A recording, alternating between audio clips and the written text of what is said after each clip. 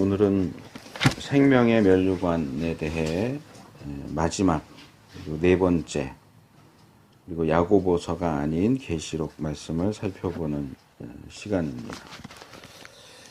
지난번에도 말씀을 드렸지만 이제 성탄절이 다가와서 성탄과 관련된 말씀을 해야 되지 않을까 생각도 들었는데 제가 이 본문을 살펴보면서 설교 끝부분에서 말씀을 드리겠지만 성탄과 관련해서 이 말씀을 보는 것도 가능하겠다라는 생각이 들어서 그냥 이 말씀을 선택을 했습니다. 오늘 본문을 살펴보면서 우리가 주목해야 할 것이 두 가지 더 있지만 두 가지만 좀 말씀을 드리면, 첫째로 이 말씀은 예수님께서 사도 요한을 통해서 소아시아의 7 교회에게 보내신 편지를 다루고 있다 하는 겁니다. 그래서 우리가 갑자기 이 두 번째 서머나 교회에 보낸 편지를 선택을 해서 살펴보는 것이기 때문에 좀 요한계시록 또 교회들에게 편지를 보내는 그 배경적인 부분을 좀 생각을 하면서 본문을 읽는 것이 필요하겠다 하는 것이 그 첫 번째고, 둘째로는 이 본문이 생명의 면류관에 대해서 언급을 하고 있기 때문에 우리가 세 번에 걸쳐서 살펴본 야고보서 본문과 좀 비교하면서 읽어보는 것이 필요하지 않겠는가. 제가 설교 중에 말씀을 드리겠지만 이 야고보서에 나온 그 표현들이 여기에도 비슷하게 나오는 것을 보게 됩니다. 다 나오지는 않지만 기본적으로 생명의 면류관에 대한 내용이기 때문에 쓴 사람이 다르고 책이 다르지만 기본적인 내용에 일치되는 부분이 있는 것을 보게 됩니다. 그래서 그런 점들을 좀 생각을 하면서 이 말씀을 보면 더 도움이 되겠다 하는 것을 말씀을 먼저 드립니다. 8절에 대한 우리가 보는 개역 성경의 번역은 그렇게 정확하지는 않습니다. 이 부분에 대한 헬라어 원문을 직역하면 이렇게 됩니다. 그리고 서머나에 있는 교회의 사자에게 써라. 그 처음과 그 마지막이신 분, 죽었다가 사신 분이 이렇게 말씀하신다. 여기 사자라고 번역된 단어는 이제 헬라어로 앙겔로스고 이게 이제 영어의 엔젤로 이렇게 바뀝니다. 이 단어의 기본적인 의미는 보냄을 받은 자. 우리가 이제 보냄을 받은 자 그러면 이제 사도 이렇게 생각할 수 있는데 이거는 그런 의미가 아니고 심부름을 보낸 겁니다. 뭘 사오라든지 말을 전하라든지, 예를 들어서 예수님 탄생하시기 전에 하나님께서 천사 가브리엘을 마리아에게 보내시잖아요. 그 심부름꾼으로 이 메시아 탄생에 대한 말씀을 전하라고 가브리엘을 보내시는데 이제 그런 경우를 이야기하는 겁니다. 그래서 보냄을 받은 자, 전령, 사자, 어흥하는 사자 말고 사자. 또 신약에서는 종종 이게 이제 천사로 번역되기도 합니다. 히브리서 1장 4절에 보면 천사는 부리는 영이다. 여기 부린다라고 하는, 천사는 하나님이 부리시는 심부름꾼이다. 그런 의미에서도 이제 천사도 역시 사자라고 말할 수 있겠고요. 그런데 이게 꼭 영적인 존재가 아니라도 하나님의 종이나 사역자들을 가리키는데 사용되는 경우도 있습니다. 그래서 한글 번역본들을 제가 쭉 보니까 사자, 천사, 지도자, 심부름꾼 이런 식으로 이제 번역이 되었습니다. 저는 이 중에서 지도자가 가장 괜찮겠다 생각을 합니다. 왜냐하면 이 말씀 자체가 교회에 주시는 말씀인데 교회에 주시는 말씀을 천사에게 하신다는 건 그거는 이상해요. 교회에 대한 말씀을 예를 들어서 우리 교회에게 예수님이 하실 말씀이 있는데 우리 교회에 대한 말씀을 천사에게 하신다. 그건 그럴 필요가 없는 거잖아요. 그러니까 여기서 이것은 천사가 아니고 보냄을 받은 자인데 인간으로서 이 교회에 보냄을 받은 자, 교회의 지도자. 그러니까 이거는 교회의 지도자인 목사와 장로가 사실은 하나님으로부터 보냄을 받은 자고 하나님의 심부름꾼이고 하나님의 종이다 하는 것을 함축하는 그런 표현이라고 볼 수 있습니다. 그래서 예수님께서 하시고자 하는 말씀이 사도 요한을 통해서 이 서머나 교회와 그 지도자들에게 주어지는 것이고, 그래서 이 요한의 편지를 받은 서머나 교회의 지도자들은 서머나 교회 교인들에게 이 말씀을 전해야 되는 거죠. 이것은 꼭 지도자에게만 해당되는 말씀이 아니고 서머나 교회와 성도 모두에게 해당되는 말씀입니다. 여기 이제 편지하기를 이렇게 번역한 단어는 원래 새긴다 그런 뜻이에요. 그러니까 새긴다 그러면 여러 가지를 생각할 수 있지만 이제 고대 상황에서 보면 돌에다가 글자를 새긴다. 또는 토판, 진흙으로 만든 판에다가 글자를 새긴다. 그런 얘기입니다. 그러니까 새긴다라고 말하지만 이제 결국은 쓴다는 얘기죠. 기록한다, 그린다, 묘사한다, 쓴다 그런 뜻입니다. 근데 여기서 이제 명령법으로 사용돼서 써라. 그럼 왜 우리 개역성경은 이 써라라고 단어 하나만 나왔는데 그것을 편지해라, 편지하기를 이렇게 번역을 했느냐?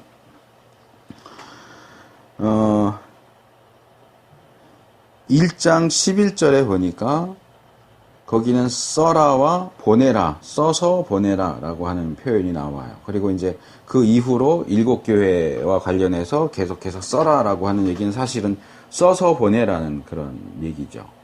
그러니까 써서 보낸다는 얘기는 결국은 편지를 보낸다는 이제 의미일 수 있기 때문에 이제 아마 그렇게 번역을 한 것이 아닐까 생각이 들고, 이 부분도 제가 한글 번역본들을 찾아보니까 편지해라, 편지를 써서 보내라, 써보내라, 써라 뭐 이런 식으로 다양하게 번역을 합니다. 그래서 의미를 이해하기에는 뭐 편지하라도 나쁘진 않지만 헬라어 원문 자체는 그냥 써라 이렇게만 되어 있습니다. 그러니까 우리 개역의 번역은 그래서 헬라어 원문이 보여주는 뉘앙스를 좀 잘 보여주지는 못하고 있어요. 그래서 1장부터 이렇게 쭉 보면 그 1장 17절 하반절부터 예수님이 이제 직접 말씀하시는 내용이 나와요. 요한을 향해서 두려워하지 말라, 나는 처음이요 마지막이니, 이렇게 하면서 2장 마지막 절인 20절까지 쭉 예수님의 말씀이 이어지고 2장으로 넘어가도 이거 지금 예수님이 말씀하시는 거예요. 요한이 얘기하는 게 아니고 예수님께서 요한에게 말씀을 하세요. 2장 1절에서 7절은 첫 번째 교회인 에베소 교회에게 편지를 써서 보내라 하는 명령과 어떤 내용을 써야 하는지에 대한 내용. 그리고 오늘 우리가 본문으로 삼은 8절에서 11절은 두 번째 교회인 서머나 교회에 편지를 써라는 명령과 무슨 내용을 써야 하는지 내용. 이렇게 되어 있습니다. 그래서 이 8절은 서머나에 있는 교회의 사자에게 써라라고 하는 요한에게 주어지는 명령과 그 다음에 그 처음과 그 마지막인 분, 죽었다가 사신 분이 이렇게 말씀하신다. 이것은 편지로 놓고 말하자면 발신인이죠. 누가 쓰는가? 이 편지를 누가 쓰는가? 예수님께서 자기 자신을 서머나 교회에는 처음과 마지막이고 죽었다가 살아나신 분으로 제시하면서 이하의 내용, 이렇게 말씀하신다. 이하의 내용을 말씀을 하신다. 이렇게 두 부분으로 딱 나눠져 있어요. 근데 우리 개역성경은 이걸 뭉뚱그려가지고 편지하기를 가라사대 이렇게 번역을 해서 조금 뭐 이게 우리 기독교 신앙에 문제를 일으킬 만한 그런 건 아니지만 좀 명확하게 번역을 해줬으면 더 좋았겠다 하는 생각을 하게 됩니다. 그래서 서머나 교회에게 편지를 하시는, 서머나 교회에게 말씀하시는 예수님의 모습은 여기 8절 하반절에서 두 개의 모습으로 나오시죠. 첫째는 처음이고, 우리 개역을 따르면 처음이요 나중이신 분이고, 둘째는 죽었다가 살아나시니 이렇게 되어 있습니다. 이 1장 앞부분에 보면 사도 요한이 예수님을 만나게 되면서 예수님이 어떤 모습을 하고 계신가를 쭉 묘사하는데, 예수님에 대한 이 묘사가 7 교회에 보내는 편지에 각각 나누어져서 나와요. 그래서 각 교회마다 이 편지를 보내시는 분은 똑같이 예수님이지만 예수님이 어떤 분이신가 하는 것은 다르게 나와요. 나중에 한번 확인을 해보세요. 1장부터 쭉 읽어보셔야 돼요. 그러니까 어떤 데는 뭐 별을 붙잡고 계시는 분이 말씀하신다. 이렇게. 여기서는 처음이고 나중인 분이 말씀하신다. 뭐 그 발이 빛난 주석 같은 분이 말씀하신다. 이런 식으로 교회마다 이게 다 달라지는데, 이게 왜 달라지느냐? 그게 각각의 교회에 해당되는 내용이에요. 예를 들어서 이런 거죠. 몇몇 그룹에게 말을 전하는데, 자, 이 그룹은 뭐 예를 들어서 굉장히 사치하고 방탕하는 그런 사람들이 많은 그룹이고 거기에 대해서 얘기하고 싶어요. 그러면 편지를 쓸 때 검소한 분이 말씀하신다. 이렇게 얘기를 하는 거예요. 그러니까 너희의 문제가 뭔가가 여기 이제 나오는다고 말할 수 있겠죠. 또 이쪽은 너무 슬퍼하고 맨날 그냥 우중충하게 그러고 있으면 그 그룹에게 쓸 때는 기쁨이신 분이 말씀하신다. 이런 식으로 이제 얘기하는 거예요. 그렇게 이해하시면 돼요. 그래서 예수님이 어떤 분이신가가 1장에서는 전반적으로 나오지만 이제 7 교회에게 편지를 쓸 때는 그 전체적인 것들이 다 주어지는 게 아니고 각각 교회의 형편과 사정에 해당되는 부분들만 따로 떼어서 이야기하는 것을 보게 됩니다. 근데 여기 이제 처음이요 나중 그랬는데 이 번역도 조금 아쉬워요. 왜냐하면 나중이라고 하면 우리가 이제 떠올리는 것은 먼저, 나중, 순서상 먼저가 있고 그 다음 이런 의미로 이해하기가 쉬운데, 여기 나중이라고 번역된 단어는 끝이에요. 끝. 그래서 이게 이제 헬라어로 에스카토스라고 하는 단어인데, 여기서 이제 영어에 에스카톨로지가 나온 종말론. 그러니까 이 에스카토스는 끝, 마지막 그런 뜻이에요. 그러니까 처음이고 마지막, 시작이고 끝이고 처음이고 마지막이라는 얘기예요. 처음이고 그 다음이 아니고. 그 1장 8절에 보면 예수님께서, 이거는 많이 알려진 거죠. 나는 알파요 오메가다. 알파와 오메가가 뭐예요? 이게 헬라어 알파벳이거든요. 우리 알파벳은 기역에서 시작해서 히읗으로 끝나잖아요. 그러니까 나는 기역이고 히읗이다, 그 얘기예요, 결국. 헬라어 알파벳은 알파가 제일 먼저 나오고 오메가가 제일 마지막에 나오거든요. 그러니까 첫 번째 알파벳과 마지막 알파벳을 가리켜서 나는 알파와 오메가다라고 얘기하시는 거랑 똑같은 거예요. 나는 처음이고 나중이 아니고 처음이고 마지막이다. 시작이고 끝이다. 이렇게 하는 것이 더 정확한 번역이라고 할 수 있습니다. 그러니까 처음이고 마지막이다라고 하는 이 예수님의 말씀은 도대체 뭘 이야기를 하는 것일까?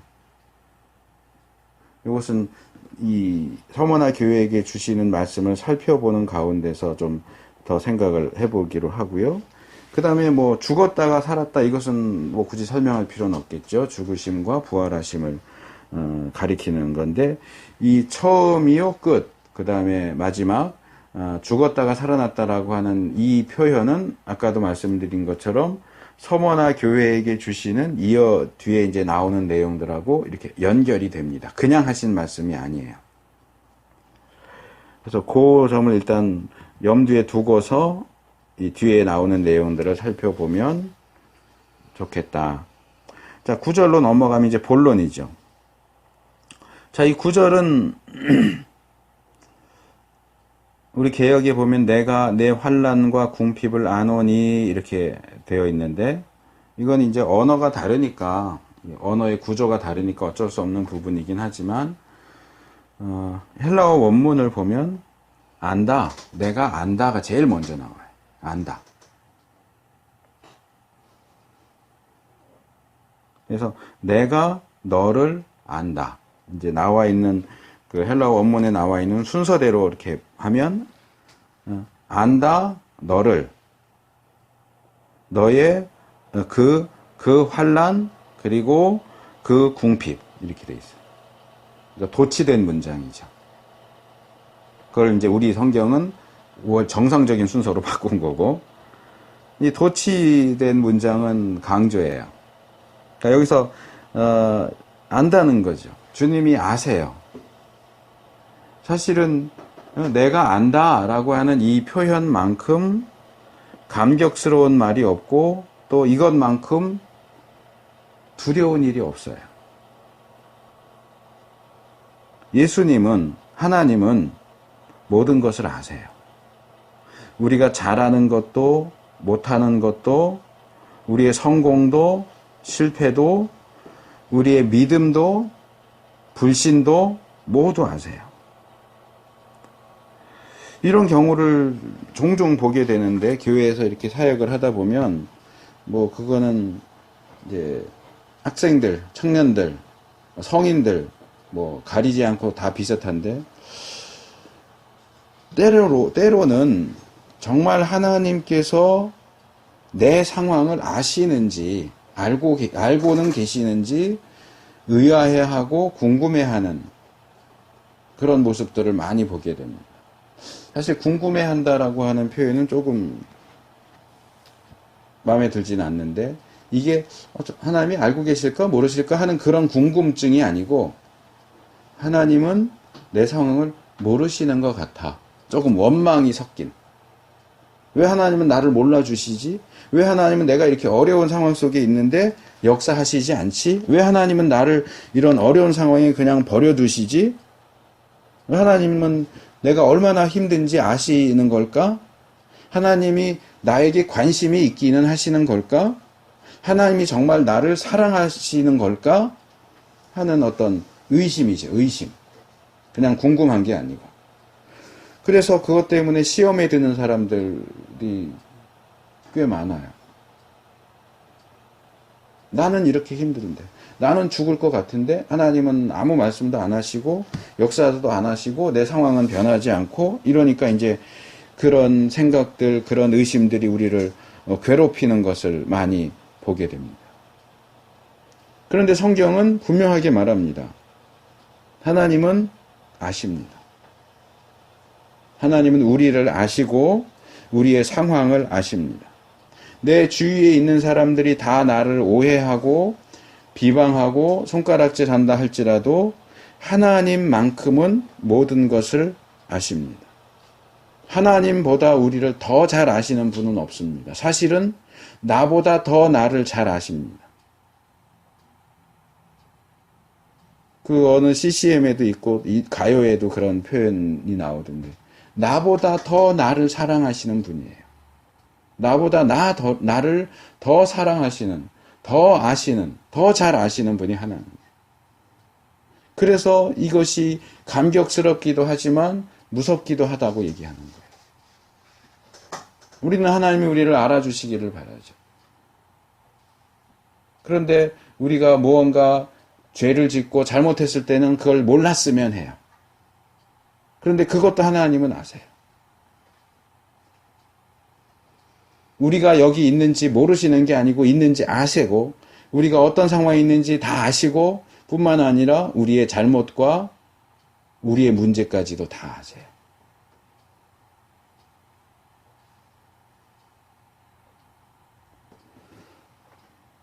예수님께서는 이 서머나 교회와 관련해서 그들과 관련된 세 가지 사항을 아신다라고 말씀을 하십니다. 그 세 가지는 이제 개역에서는 생략했지만 모두 정관사가 붙어 있어요. 그래서 그 환난, 그 궁핍, 그 다음에 중간으로 넘어가면 그 회방이에요. 내가 너의 환난을 알고 궁핍을 알고 회방을 안다. 너희가 받고 있는 그 환난을 내가 안다. 너희가 지금 처해 있는 그 궁핍을 내가 안다. 너희가 당하고 있는 그 회방을 내가 안다. 지금 서머나 교회는 환난과 궁핍과 그리고 회방을 받는 가운데 있습니다. 여기 환난이라고 하는 말은 원래 누른다 그런 뜻이에요. 눌러요.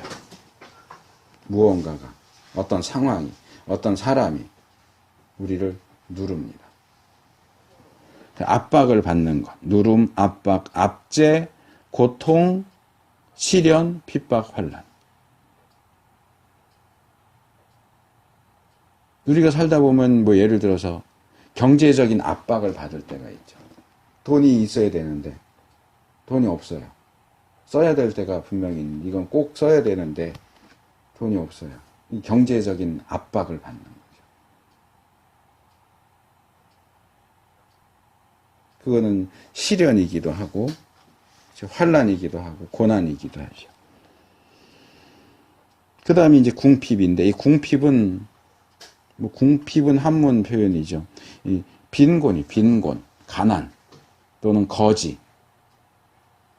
그러니까 지금 서문화 교인들은 거지 같은 거지처럼 되어버렸어요. 너무너무 가난해가지고 직장도 없고 그렇다고 돈이 있는 것도 아니고 그러니까 이 서문화 교회와 교인들이 받는 그 환난은 주로 이 가난으로 나타나는 거죠. 가난해요. 그다음에 이제 회방이라고 하는 것은 이게 이제 성경에 많이 나오는데 의미를 정확하게 잘 모르시는 것 같아요. 보통 보면은 회방은 이제 뭐 마치 그 초등학교에서 요즘에도 하나 모르겠는데 여자애들이 이렇게 뭐 고무줄 하면 남자애들이 지나가면서 뭐 끊고 지나가고 노는 걸 회방한다 이렇게 이해할 수 있는데 이 회방은 뭐냐 하면 중상, 비방, 중상모략, 중상, 비방, 악담, 조롱 그런 거예요. 그러니까 안 그래도 힘든데 경제적으로 또 압박을 받아서 힘든데 옆에서 누군가가 자꾸 악담을 하는 거예요. 비방하고 조롱하고 손가락질하는 거예요. 불난집에 부채질 한다는 식으로. 그게 지금 서머나 교회와 교인들이 처해 있는 상황이에요. 그런데 여기 우리가 좀 생각을 해야 될 놀라운 사실이 하나 있어요. 예수님께서 사도 요한을 통해서 7 교회에 편지를 보내시는데 각각의 처해 있는 상황들이 다 다르니까 주시는 말씀도 다르지만 기본적인 어떤 틀이 있어요. 거기에는. 그러니까 지금처럼 어디 교회에 써라. 그 다음에 어떠하신 분이 이렇게 말씀하신다. 그게 이제 교회마다 다르다고 제가 말씀을 드렸죠. 그 다음에 칭찬. 긍정적인 말씀. 여기서 이제 안다, 뭐, 그거일 수 있겠죠. 아, 잘한다. 너희들 이건 참 잘하는구나. 칭찬, 그 다음에는 책망. 근데 너희 이거는 아니야. 바로 위에 나오는 우리가 읽진 않았지만, 에베소 교회 같은, 첫 번째 교회, 에베소 교회 같은 경우는 너희가 진리를 잘 수호하고 믿음을 지킨 거 잘했다라고 칭찬하시는데, 곧 이어서 그런데 너희가 처음 사랑을 버린 거는 아니다. 책망하시죠. 그리고 이제 마지막에 후렴구처럼 붙는 말씀이 귀 있는 자는 성령이 교회들에게 하시는 말씀을 들어라. 그리고 약속. 어떠한 자는 뭐를 받을 것이다. 이제 이 서머나 교회 같은 경우는 이기는 자에게는 둘째 사망의 해를 받지 않을 것이다. 이렇게 약속이 주어지죠. 이게 이제 기본적인 틀인데 이게 모든 경우에 다 나타나는 건 아니에요. 그러니까 이 후렴구 같은 경우도 앞에 한 세 교회, 세 교회 정도는 후렴구 뒤에 약속이 나오는데 그 뒤에 교회들은 약속이 안 나와요. 그냥 후렴구로 끝나기도 하고요. 근데 이제 중요한 것은 제가 얘기하려고 하는 것은 모든 교회가 칭찬과 책망을 다 받는 건 아니다. 그러니까 7교회인데 7교회 중에서 5교회는 칭찬과 책망을 다 받아요. 그런데 2교회가 제외인데 한 교회는 칭찬만 받는 교회가 있고 한 교회는 책망만 받는 교회가 있어요. 그런데 이 서머나 교회는 칭찬만 받은 교회예요. 서머나 교회에 대한 말씀에는 서머나 교회를 책망하는 내용이 안 나와요. 그리고 제 기억에는 두아디라 교회가 칭찬이 없어요. 책망만 받아요. 그러니까 이게 모든 상황을 아시는 분이기 때문에 칭찬할 게 있는데 안 하시지 않아요. 칭찬할 게 있으면 칭찬을 해요. 또 책망할 게 있으면 책망을 하세요. 그러니까 칭찬해 줬으니까 뭔가 책망도 해야지, 책망했으니까 칭찬도 해야지, 그러진 않아요. 정확한 상황에 따라서 책망과 칭찬이 다 필요한 데는 둘 다 하시고, 책망할 게 없으면 칭찬만 하고, 칭찬할 게 없으면 책망만 하고, 이런 식으로 진행이 되죠. 그래서 서머나 교회는 7교회 가운데 유일하게 책망을 받지 않은 교회다. 그런데 왜 책망이 없느냐?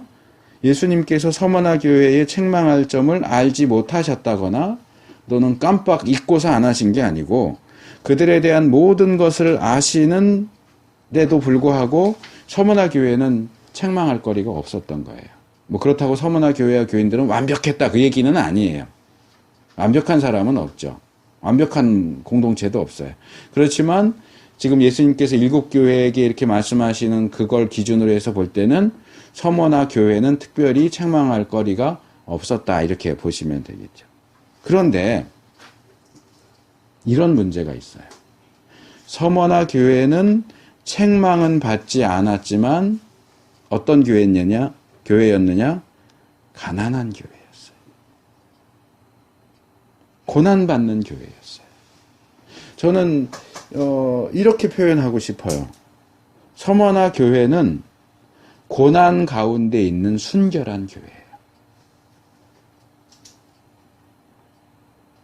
고난 가운데 있기 때문에 순결한 것인지 순결하기 때문에 고난을 받게 되었는지 이거는 잘 모르겠어요.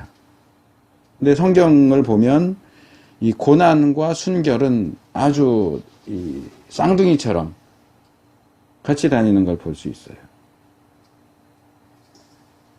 제가 좀 천천히 불러볼 테니까 적어 놓으셨다가 나중에 한번 찾아보세요. 제가 일부러 이 고난과 순결, 그러니까 정확하게 단어가 순결은 아니지만 고난이 어떻게 우리를 책망받을 것이 없는 존재로 만드는가 하는 그런 내용들을 다루고 있는 구절들을 좀 뽑아봤어요.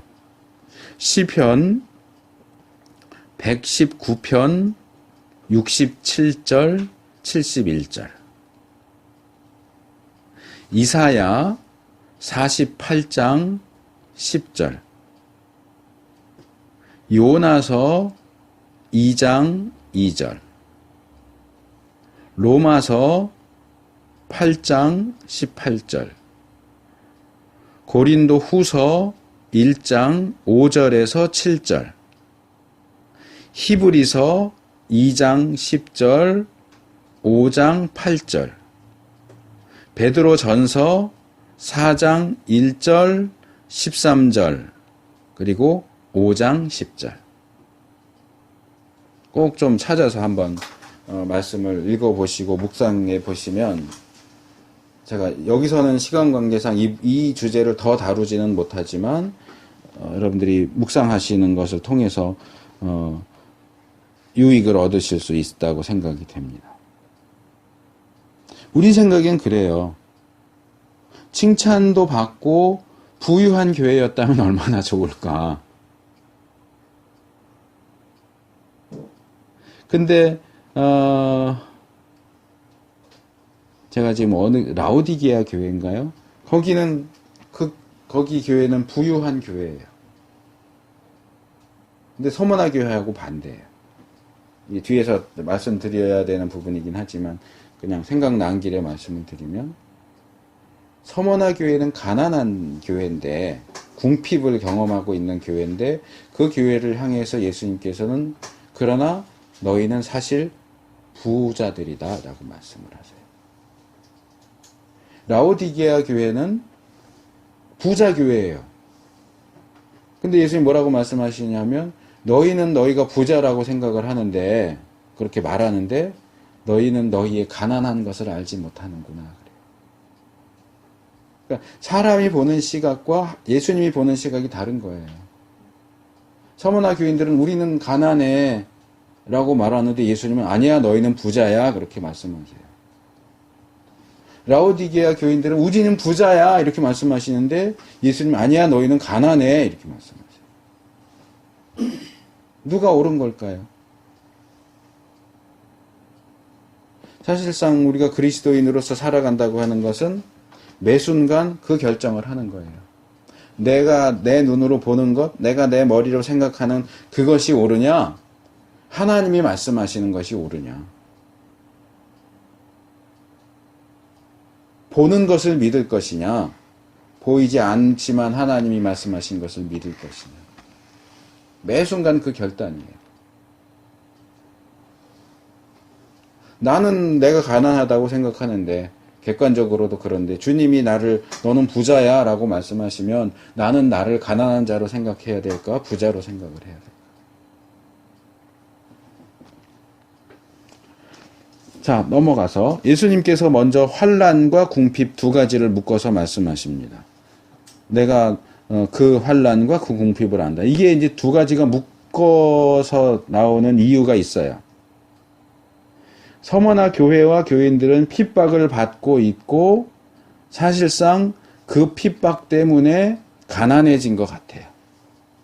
그러니까 그 교회는 가난한 사람들만 모여서 그 얘기가 아니고, 제가 알고 있는 그런 배경적인 요소를 볼 때는 서머나 교회 교인들이 원래부터 가난했던 게 아니에요. 이게 그냥 궁핍만 나왔으면 그렇게 생각할 수도 있는데, 이게 핍박하고 연결되어 있기 때문에 그래요.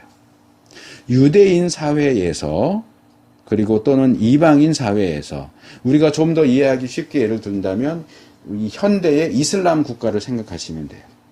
현대 이슬람 국가에서 가족이나 친구가 멀쩡하게 유대교나 이슬람교를 믿다가 어느 날 갑자기 돌변해서 기독교를 나 이제부터는 예수 믿을 거야, 나 이제부터는 기독교인이야, 그리스도인이야, 이렇게 할 때에 발생하는 그 진행되는 상황이 뭐냐? 살해의 위협을 받거나, 너는 우리 가문의 수치다, 어떻게 우리 가문에서 예수 믿는 사람이 나올 수 있냐 해서 죽이거나, 아니면 가진 모든 재산을 몰수하고 추방시킵니다. 그러니까 뭐 하나 들고 나갈 수가 없어요. 그냥 쫓아내버리는 거예요. 정말 어떻게 말하면 신발 한 짝도 신지 못하고 맨발로 쫓겨나는 거예요. 그게 현대 이슬람 그 공동체에서도 일어나는 일이고, 유대교도 마찬가지고요. 예수님 당시는 더더구나 말할 것도 없는 거고, 또 그 당시에 헬라 사회, 로마 사회도 마찬가지입니다. 그러니까 오로지 예수님을 믿는다는 그 이유 하나만으로 생명의 위협을 받거나 가진 모든 것을 빼앗기고 추방당해야 하는 것이 그 당시에 일반적인 상황이었어요. 그러니까 그런 사람들이, 이 사람들이 원래 서머나 출신이었을 수도 있고 다른 곳 출신인데 서머나로 들어왔을 수도 있지만, 어떤 경우가 됐든 이 교회는 그렇게 생판 거지처럼 된 사람들이 모인 교회가 됐다는 거죠. 물론 그렇게 말하면 왜 다른 교회, 아까 예를 든 라오디게아 교회는 그럼 어떻게 부자 교회일 수 있었느냐? 그건 또 좀 상황이 다른 거죠. 영향력이 있거나 뭐 그렇게 되면은 또 자기의 그 경제력을 유지한 상태로 신앙생활을 하는 경우도 있었을 테니까, 아마 라오디게아 교회나 뭐 고린도 교회나 그런 데는 아마 그러지 않았을까. 근데 고린도 교회는 예전에 들은 말씀을 드렸지만 거기는 또 특별히 부자 계층과 가난한 계층이 섞여 있어요. 그래서 서로 패를 나누고 좀 갈등이 있고 성찬을 먹는데도 문제가 있고 이랬었죠. 그런데 서머나 교회는 거의 가난한 사람들이 모여있는 교회고 라오디게아 교회는 부자들이 모여있는 교회고 이래요. 그러니까 이 사람들은 지금 생명의 위협을 받고 경제적으로는 극심한 빈곤 상태에 빠져 있어요. 자, 우리가 예수님을 믿는다는 그 이유만으로 생명을 위협받고 경제적인 압박을 받는다면 어떻게 하실 겁니까? 요한계시록 13장 16절에서 18절이 얘기하는 게 바로 그거예요. 거기 666이 나오죠. 표를 받는 얘기가 나오죠. 근데 666 표를 받는 이야기가 뭐랑 연결되느냐 하면 경제활동이에요. 그 표를 받은 사람만 물건을 사고 팔 수 있고 그 표를 받지 않은 사람은 물건을 팔 수도 살 수도 없어요. 굶어 죽으라는 얘기예요. 그게 지금 서머나 교인들이 당면하고 있는 문제이고 상황이죠. 그런데 이런 상황에 대해서 예수님은 한마디로 말씀하세요. 이 세 개의 단어로 되어 있는 한 말씀. 이제 이것을 헬라어 원문을 직역하면 이거예요. 그러나 너는 부유하다. 뭐 우리 개역은 실상은 내가 부유한 자니라 이렇게 조금 길게 했는데 실상은이라고 보면 그러나 너는 부유하다 또는 부자다. 이들을 핍박하는 사람들이 볼 때에 그리고 핍박을 받는 서머나 교인들 스스로가 볼 때에도 그들은 가난하고 궁핍해요. 그런데 예수님은 그들이 부유하다고 얘기해요. 도대체 부유하다는 게 뭐예요? 돈이 많아야 부유한 거 아닌가요? 그런데 그 돈이 많으냐 적으냐를 기준으로 보면 서머나 교인들은 가난한 게 맞겠지만 예수님의 기준은 다른 거예요. 예수님이 보실 때 서머나 교회는 부유한 교회예요. 풍성한 교회예요. 심지어는 책망할 것도 없을 정도로 정말 다 갖춰진 교회예요. 야, 너희는 부족한 게 없다. 내가 뭐 지적할 게 없다. 그런 얘기죠. 여기서 이제 저는 우리가 살펴본 야고보서 말씀, 야고보서 특별히 1장 10절과 11절 말씀을 떠올렸는데 이렇게 적용하는 게 가능하겠죠. 첫째, 서머나 교인들의 궁핍함은 계속 가지 않는다. 처음이고 마지막이신 주님이 보실 때 이들은 지금 궁핍한 이들은 결국 부유한 자들이 될 것이다. 왜? 예수님은 시작부터 끝을 다 아시니까. 뭐 많은 분들이 좋아하는 시작은 미약하였으나 마지막은 창대하리라처럼 지금 시작은 가난한데 그 속에 있는 서머나 교인들은 그게 자기들의 상황이 어떻게 될지 몰라요. 그런데 처음이고 마지막이신 예수님은 서머나 교회의 마지막이 어떨지를 아시는 거예요. 너희는 부자다. 모든 사람들이 너희를 보고 부러워하고 야 좋겠다 할 만한 그런 사람들이 될 것이다. 둘째로 지금 궁핍한 너희들은 현재 너희가 소유하고 있는 부유함을 자랑해라. 물질로는 궁핍할지 모르겠지만 너희가 영적이고 신앙적인 면에서는 부유하다. 보통 사람들은 너 서머나 교회를 택할래? 라오디게아 교회를 택할래? 그러면 라오디게아 교회요 이러겠지만 나는 너희를 선택한다. 너희가 훨씬 낫다. 낙심하지 말아라. 절망하지 말아라. 희망을 품어라. 자랑해라. 여기서도 우리는 누구의 시각을 선택할 것인지, 우리의 시각을 선택할 것인지, 예수님의 시각을 선택할 것인지 결단해야 되겠죠. 세 번째로 예수님은 서머나 교회와 교인들이 받는 회방도 아십니다. 이 회방은 특별히 유대인들로부터 오는 것이었어요.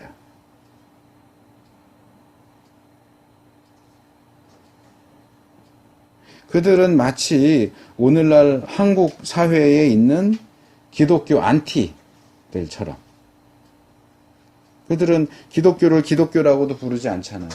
개독교라고 부르잖아요. 그래서 온갖 자기들이 동원할 수 있는 모든 어떤 그런 것들을 동원해서 기독교를 비방하고 조롱하고 반대하고 교회와 그리스도인들에 대한 고의적이고 악의적인 비방과 악담과 중상모략을 일삼고 있죠. 이 당시에 유대인들이 그런 일을 한 거예요. 안티 기독교죠. 그런데 이들에 대해서도 예수님께서는 간단하게 말씀하세요. 좀 내용이 길긴 하지만 두 가지. 그들은 자기 자신에 대해서 우리는 유대인이야. 그들은 스스로 유대인이라고 말한다 하는 게 첫 번째고, 그런데 예수님이 보실 때에 그들은 사탄의 무리예요. 사탄의 무리. 똑같은 방식이죠. 너희는 궁핍 가운데 있지만 그러나 내가 볼 때 너희는 부유하다. 그들은 스스로를 유대인이라고 하나님의 선민이라고 말하지만 사실은 내가 볼 때는 그들은 사탄의 무리다. 여기 사탄의 회라고 그러죠. 회라고 번역된 이 단어가 이제 시나고게라고 해서 보통 유대인들의 회당을 가리킬 때 쓰는 표현이에요. 근데 이제 일반적으로는 회합, 모임, 집회 뭐 이런 쪽으로도 사용이 되죠. 여기 사탄이라고 하는, 이제 우리 개역 성경은 다 사단이라고 번역했는데 왜 사단이라고 번역했는지 모르겠어요. 히브리어 발음도 탄이 맞거든요. 사탄. 헬라어도 발음이 사탄인데 희한하게 그걸 사단이라고 이렇게 번역을 해놨는데, 히브리어 사탄을 음력한 거예요. 고소자, 대적, 마귀, 사탄. 근데 이제 10절, 뒤에 10절로 내려가면 마귀가 또 나와요. 이건 이제 디아볼로스라고 하는, 비방자, 중상자, 마귀, 악마. 그러니까 둘 다 사탄을 가리키는 것이기는 해요. 그러니까 크게 보면 여기 이제 사탄의 회라 또는 마귀가 이런 표현을 쓰는 걸로 봐서는 이제 주동하는 것은 사탄이고 그 사탄의 추종자들인 거죠. 여기 있는 이 서머나 교회를 회방하는 그 유대인 무리는 사탄의 추종자들인 거죠. 마찬가지로 오늘날 한국 기독교가 물론 문제가 많지만 그럼에도 불구하고 그리스도의 몸된 교회에 대해서 그렇게 비방하고 조롱하고 악담하고 없는 얘기를 만들어내서 그렇게 깎아내리려고 하는 그 사람들도 결국은 한마디로 사탄의 회예요. 교회가 뭔가 잘못해서 고칩시다. 이건 괜찮아요.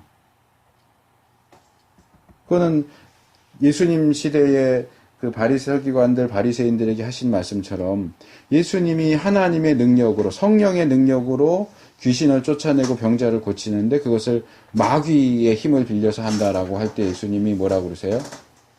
너희는 성령을 회방하는 자다. 성령을 회방하는 자는 사함을 받을 수 없다 그러시죠. 고의적이고 악의적으로 교회를 비방하고 그러는 사람들은 사실상 저는 그것도 역시 성령 회방제와 관련이 있다고 생각해요. 몰라서 그런다면 한 번의 기회가 있을지 모르겠지만 예를 들어서 교회를 다니다가 교회를 나가서 교회를 비방한다. 이거는 뭐 정상 참작의 여지가 없어요.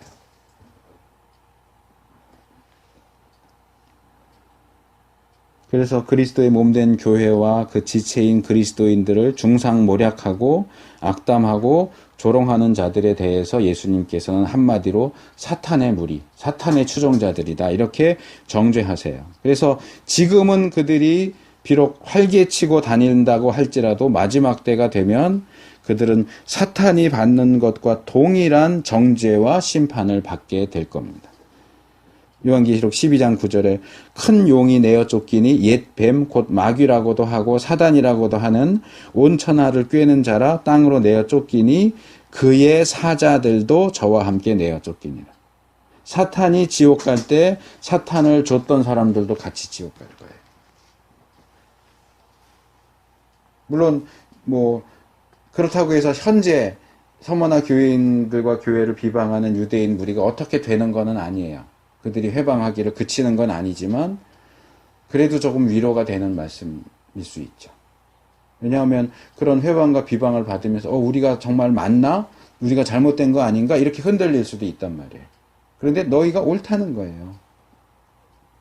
그거는 그들이 하는 말은 비방이고 회방이고 조롱이고 악담이지 너희가 가진 기독교 신앙은 올바르다는 거예요. 너희는 제대로 하고 있다는 거예요. 그들이 잘못됐다는 거예요. 그러니까 흔들리지 마라.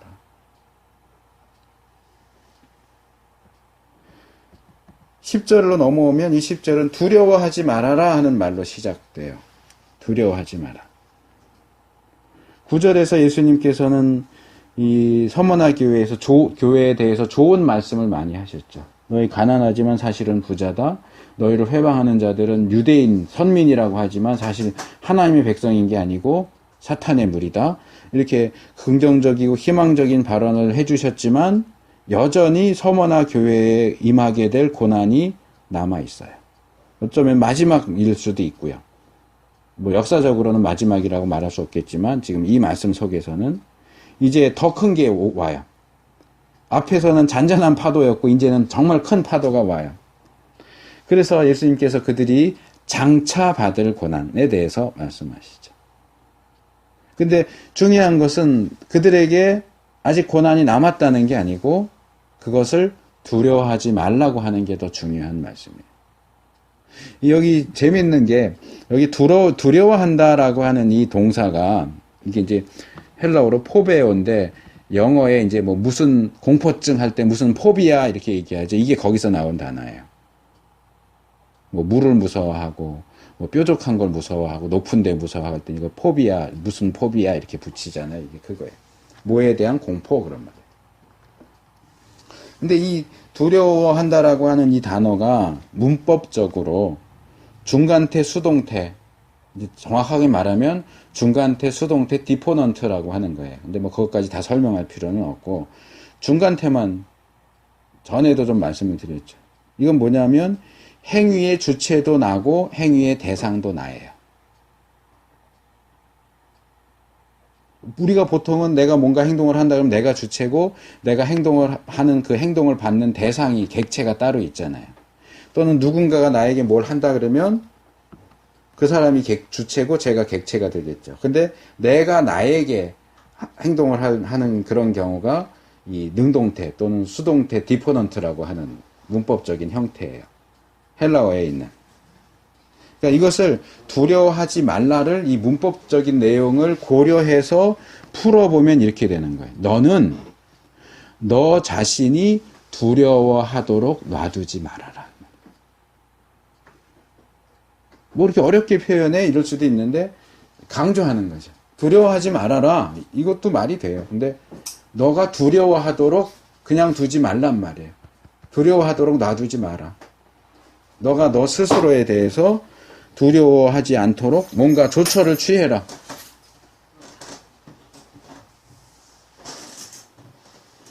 시편에 우리가 알고 있는 그 표현을 예를 들자면 그런 거죠. 시편의 기자가 뭔가 어려운 얘기를 막 탄식하고 고난하는 가운데 뭐라 내 영혼아 여호와를 바라라. 내가 나에게 말하는 거야. 야, 너 왜 탄식해? 너 왜 절망해? 하나님 바라봐야지. 하나님 바라보고 절망하지 마. 낙심하지 마. 하나님을 바라보자. 야, 하나님 자기한테 얘기해. 자기한테. 내가 나한테. 그러니까 똑같은 상황에서 야, 너 두려워하지 마. 왜 두려워해? 이렇게 하라는 얘기예요. 뭐 쉽게 말하면 무서운데 어떡해 이렇겠지만 그렇게 한마음 한뜻이 돼서 무서워 이러지 말고 너의 또 다른 너가 또 다른 너에게 야 두려워하지 마 무서워하지 마 그거 무서워할 필요 없어 이렇게 하라는 얘기예요. 이 서머나 교회 앞에 놓여진 고난은 뭐냐? 이 마귀가 행하는 것이고 특별히 서머나 교인들 가운데 몇 사람을 아마 이제 지도자든가 뭐 주요 인물이겠죠.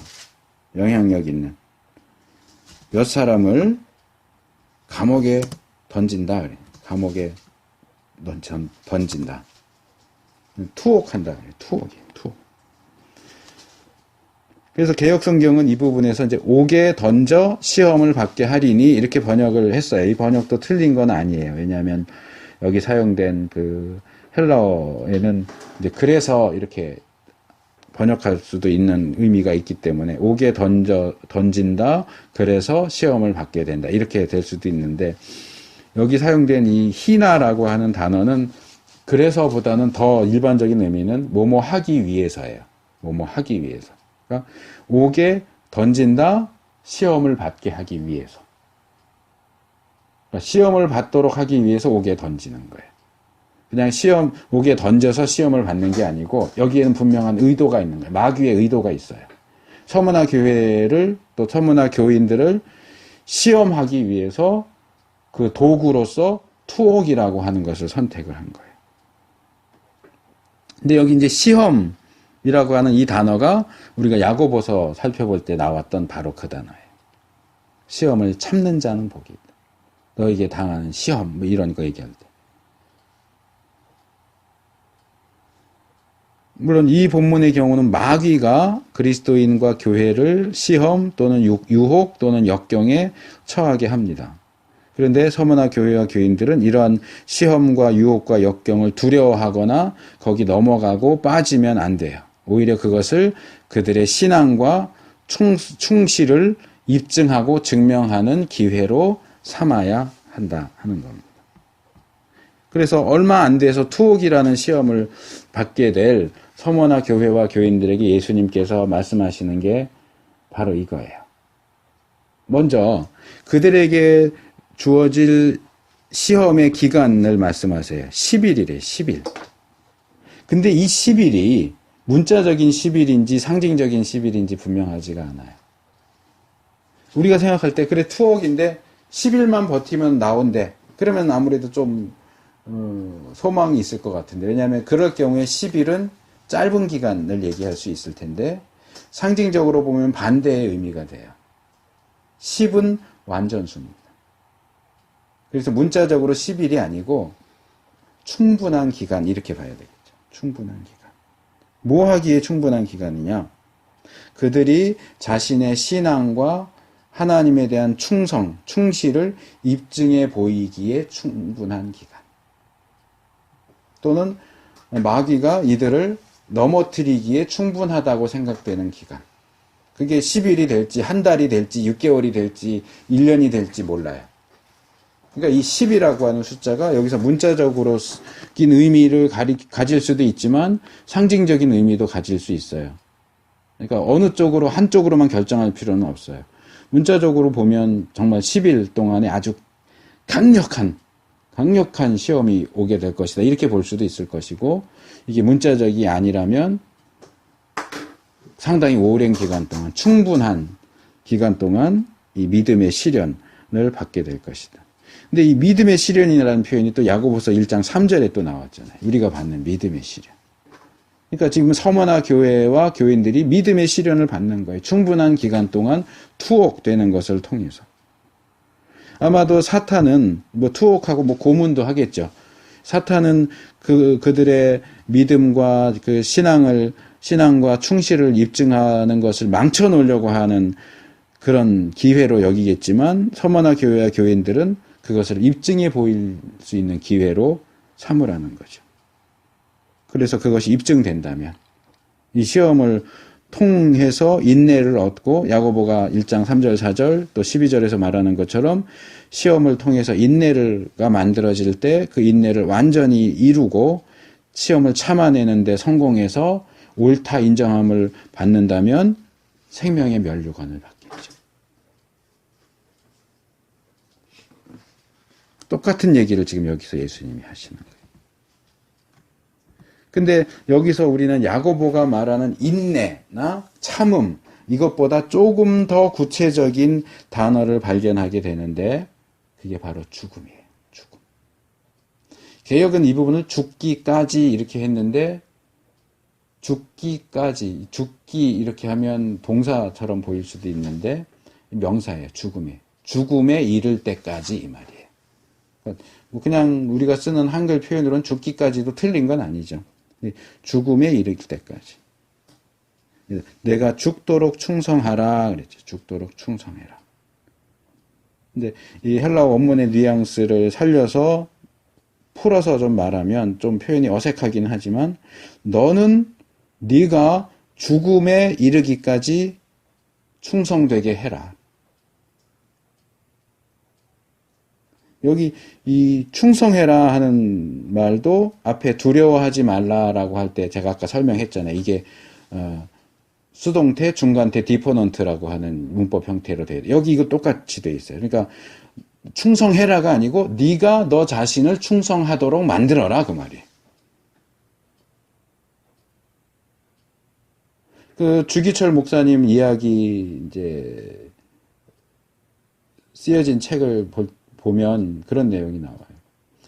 우리는 그냥 순교자를 이렇게 많이 하지만 이 주기철 목사님이 체포되기 전에 교회에서 설교를 하시면서 뭐 내가 기도하는 것, 또 성도들에게 부탁하는 것 이런 내용들을 하셨을 때에 그 부탁을 했어요. 내가 이제 잡혀가면 고문도 당하고 이럴 텐데 그것 때문에 내가 내 신앙을 포기하지 않도록 기도해 주십시오. 그냥 우리는 주기철 목사님 대단한 분인데 그런 고난 속에서도 믿음을 저버리지 않고 순교하셨어 이렇게 생각하지만 주기철 목사님도 사람이에요. 두려움이 있었던 거예요. 내가 고문 받다가 내 신앙을 포기하고 신사참배하겠다고 그렇게 하지 않도록 기도해 주세요 라고 부탁을 했고요. 실제로 이제 체포되어서 고난받고 이제 고문받고 할 때 이제 그 부인 되시는 분이 이제 첫 번째 부인 돌아가시고 이제 두 번째 부인 제 기억에는 안정모 여사인가 뭐 이랬는데 이분이 이제 그 면회를 가면 주 목사님은 이제 약해져 있는 거예요. 포기하고 싶은 거예요. 너무너무 힘드니까. 그럴 때 그 사모님이 믿음을 지키라고. 그러니까 주기철 목사님이 순교하신 것에는 그 사모님의 영향도 컸다고 알고 있어요.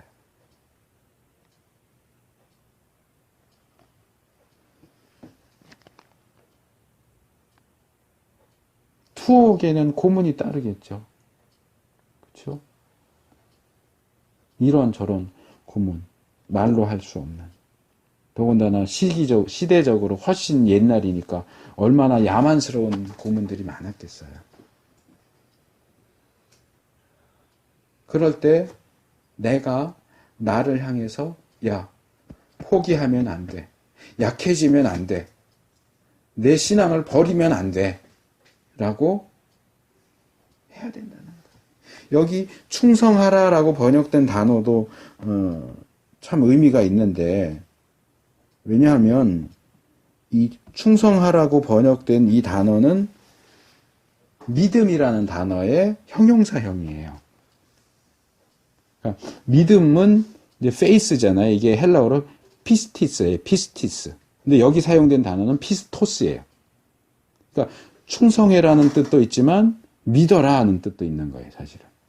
이게 야고보서 얘기할 때도 제가 그 믿음 얘기할 때 그냥 단순히 그래서 제가 믿음을 입증하고 충성을 입증한다는 게 그걸 제가 같이 얘기하는 게 그 단어의 의미가 두 개 다 들어가 있거든요.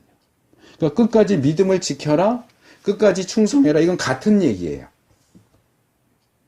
끝까지 믿으라는 거예요. 믿음을 저버리면 안 된다는 거예요. 투옥돼서 고난받고 힘들다고 해도 믿음을 저버리면 안 돼요. 그 믿음을 저버리지 않는 것이 충성하는 거예요.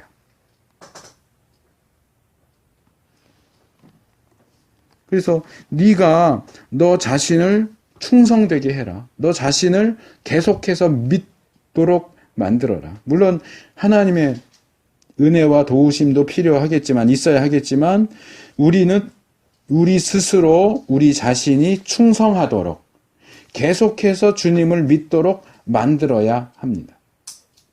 그것을 위해서 인내도 하고 참기도 해야죠. 근데 여기 이제 예수님이 죽기까지라고 말씀하시는 그 부분은 처음 서문화교회 자신을 소개할 때 죽었다가 살아난 이가 가라사대 그러잖아요. 이게 예수님은 뒷짐지고 놀면서 그래도 해. 그래도 죽을 때까지 해. 그렇게 그냥 말씀만 하시는 게 아니고 예수님 자신이 우리를 위해서 죽으신 분이에요. 죽으시고 다시 사신 분이 우리가 경험하고 있는 것과 같은 그 고난을 경험하신 분이, 통과하신 분이, 야, 너 할 수 있어. 해봐. 말씀하시는 거예요. 요즘 그 박근혜 대통령 얘기할 때 그런 거 많이 얘기하잖아요. 공주처럼 살고 자라서 서민들의 삶을 하나도 모르다 보니까 그런다. 예수님이 우리의 고난과 고통과 죽음과 그런 것들을 몰라서 하시는 말씀이 아니고 예수님 자신이 먼저 그 죽음을 경험하신 분이에요. 그리고 그 죽기까지 충성하심으로 다시 살아나신 그분이 이제 내가 했으니까 이제 네 차례야. 바울이 디모데에게 얘기했던 것처럼 나는 이제 다 했어. 나 끝났다. 이제는 네 차례다. 너 죽기까지 충성해. 그러면 생명의 면류관을 주겠다. 말씀하세요. 그리고 이제 마지막 절로 넘어오면 앞에서 말한 것처럼 7교회 보내는 후렴구 같은 그 표현과 약속이 나오죠. 여기 귀 있는 자는 들어라 이렇게 하는 표현은 서로 짝을 이루죠. 귀가 없으면 못 듣겠죠. 귀가 있으면 듣겠고. 일반적으로 말해서 이제 장애인을 제외하고 일반적으로 말해서 귀가 없는 사람은 없죠. 그러니까 듣지 못하는 사람도 없죠. 그런데 문제는 귀가 있다고 해서 다 성령님이 말씀하시는 걸 들을 수 있느냐는 거죠. 성령님께서 교회들에게 하는 말씀을 들으래요. 그냥 소리를 들으라는 게 아니고 성령님의 말씀을 들으라는 거예요. 근데 귀가 있다고 다 성령님의 말씀을 듣냐 말이에요. 저는 이 부분을 보면서 예수님께서 비유를 말씀하시고 끝에 가서 많은 경우에 들을 귀 있는 자는 들을지어다. 특별히 누가복음 8장 8절, 14장 35절에서 비유로 말씀하신 후에 들을 귀 있는 자는 들을지어다. 이렇게 말씀하신 것하고 아주 비슷해요. 이미 다 말씀하셨잖아요. 다 들었어요. 그런데 이미 다 들었는데 들을 귀 있는 자는 들으라고 말씀을 하세요. 이게 무슨 얘기일까요? 이거는 결국 육체적인 귀와 육체적인 청각을 얘기하는 게 아니에요. 심령의 귀와 청각에 대해서 말씀하시는 거예요. 그래서 이 표현 참 좋은 것 같아요. 예수님 말씀, 들을 귀 있는 자는. 그냥 귀 있는 자가 아니고 들을 귀, 들을 수 있는 귀가 있는 자는 들어라. 성령의 말씀을 들어라. 우리에게, 나에게 들을 귀가 있는 거예요.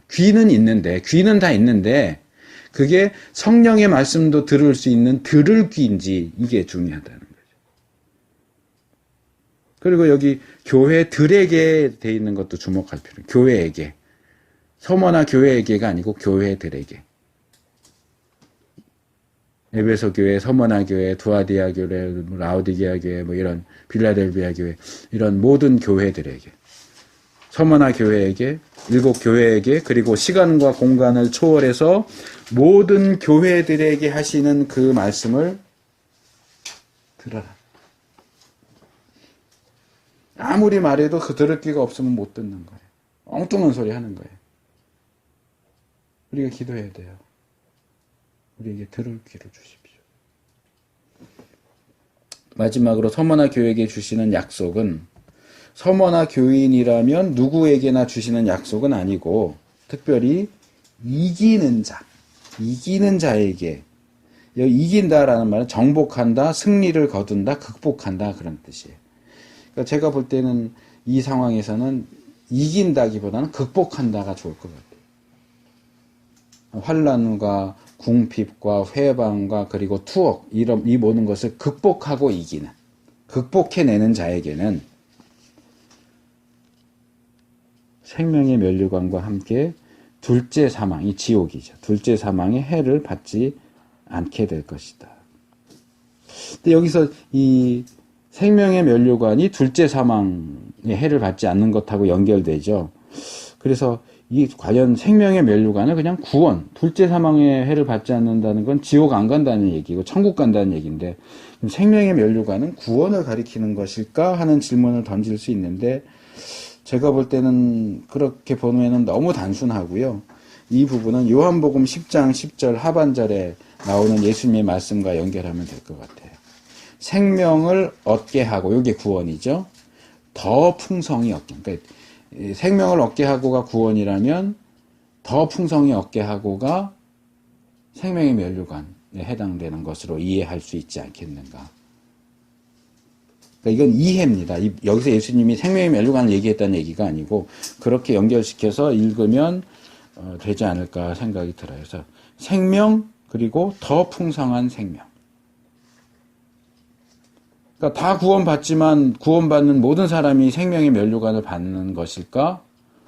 근데 무작위로 주시는 걸로 성경이 얘기하고 있지 않잖아요. 그러니까 구원은 똑같이 받는데 그거보다 한 단계 더 높은 무언가가 생명의 면류관이라는 것으로 표현되고 있는 것이 아닐까. 시련 속에서 믿음을 지킨 자들이 지옥에 가지 않고 천국에 구원을 얻는다는 것은 당연한 일입니다. 사실상 신앙인이라면 누구나 다 시험을 당하고 그것을 이겨야 한다는 점에서 모든 믿는 자의 구원은 일반적으로 인정되어야 하겠지만 그럼에도 불구하고 성경이 생명의 면류관이라고 하는 것을 특별히 언급하는 것은 구원과 일반적인 구원과 생명 이상의 것을 염두에 두고서 하는 말이다. 이렇게 읽어도 문제가 되지는 않을 것 같습니다. 자, 말씀을 맺습니다. 계속 면류관에 대해서 얘기하면서 말씀드리는 거지만 각각의 면류관이 정확하게 뭘 가리키는 건지는 우리가 알 수는 없어요. 그러나 이 생명의 면류관과 관련해서 우리는 우리 앞에 당면한 시험을 이겨야 된다.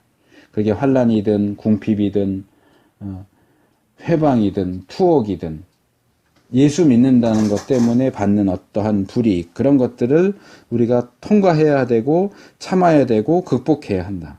사실 예수님께서 세상에 오신 이유가 그거예요.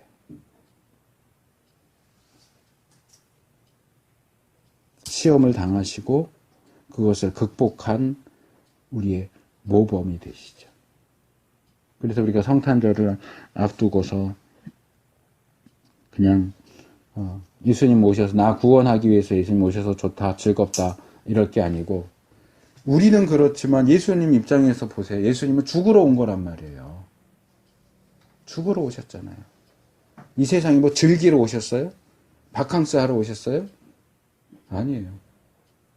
정말 우리 찬송가에도 있지만 그 맑고 깨끗한 그 천국 자기 처소를 떠나서 이런 천하고 낮은 돼지 우리강 같은 데 오시는 것 자체가 고통스러운 일이에요.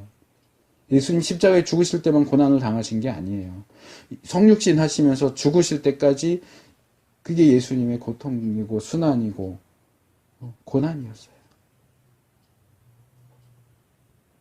뭐 장애인 체험 그런 거 하잖아요. 눈 보이는 사람 이렇게 눈 가려서 못 보게 하고 이렇게 다니라고 해보. 얼마나 답답해요.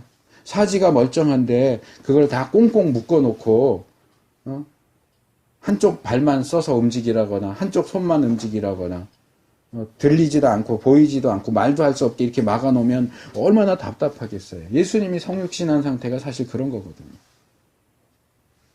이게 단순히 박수치고 고마운 일이네 감사한 일이네 예수님 탄생 축하합니다. 그럴 문제는 아니거든요. 물론 우리가 감사하고 기뻐해야 하는 부분이 아주 틀렸다는 얘기는 아니에요. 그것도 있어요. 맞아요. 예수님께서 지금 서머나 교회에게 말씀하시는 것처럼 사실은 예수님이 서머나 교회와 교인들의 모범이신 거죠. 또 우리는 그 주님의 발자취를 따라가야 하는 자들이고 또 우리의 선배인 서머나 교회를 따라가야 하고 그것이 무엇이 되었든 간에 우리에게 오는 모든 시험과 시련과 역경을 이길 때에 우리에게 생명의 면류관이 주어진다. 주님도 앞에 놓여지신 것을 바라보면서 고난을 이기셨듯이 우리도 우리 앞에 놓여진 약속된 그것을 바라보면서 우리의 힘들고 어려운 시기들을 잘 견디고 극복하고 승리하는 우리들이 될 수 있기를 바랍니다.